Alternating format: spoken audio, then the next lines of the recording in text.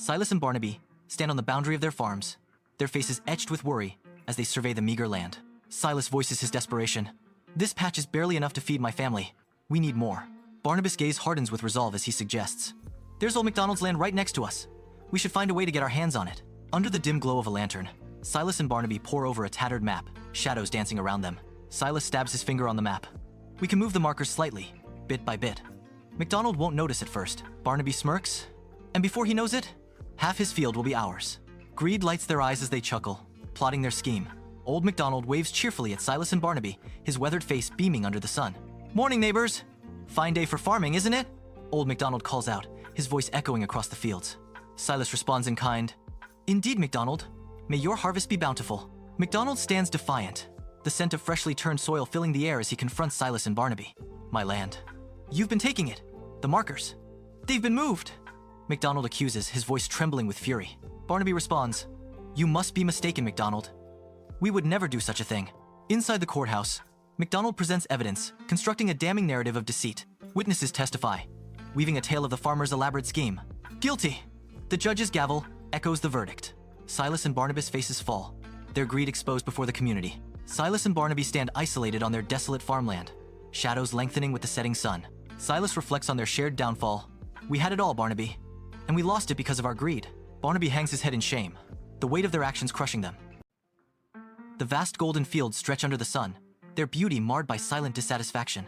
Whispers of discontent ripple through the fields as farmers grumble about meager harvests, their faces etched with worry. In the grand hall of the king's court, the farmers stand humbly before their ruler, faces etched with desperation. Their voices rise in unison, pleading for divine intervention, exaggerating tales of barren fields and empty harvests. The king listens intently, his heart moved by their apparent suffering, his brow furrowed with concern. Moved by their plight, the king vows to seek divine favor, unaware of the deception woven into their words. Under the cloak of night, farmers gather in a dimly lit barn, their whispers weaving a web of deceit. They plot to deceive the king and the gods, offering inferior grains while hoarding the best for themselves. Furtive glances dart around the room, betraying their treacherous intentions in the dim light. The royal granary fills with the hustle and bustle of farmers offering sacks of grain, their faces reflecting years of labor. King stands tall, his regal presence dominating the scene as he surveys the granary's activity. As he examines a handful of grain, a flicker of suspicion darkens King's face. In the heart of the village square, the king's commanding presence silences the murmurs as he exposes the farmer's deceit. A profound silence descends, heavy with the weight of exposed treachery, as the truth reverberates through the crowd. With unwavering resolve, the king delivers justice, mandating the farmers to redistribute their hidden wealth. Heads bowed in shame, the farmers begin to redistribute their grains, a somber lesson etched in the fading light.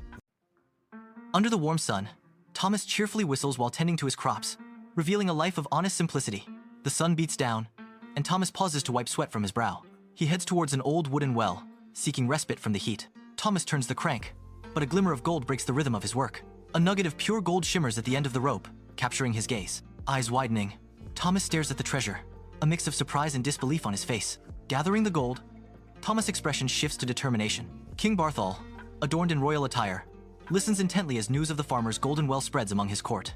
Avarice flashes across King Barthol's face as he learns of Thomas' fortune. Dismissing his advisor with a wave, King Barthol plots to claim the well for himself, his regal facade masking his avarice.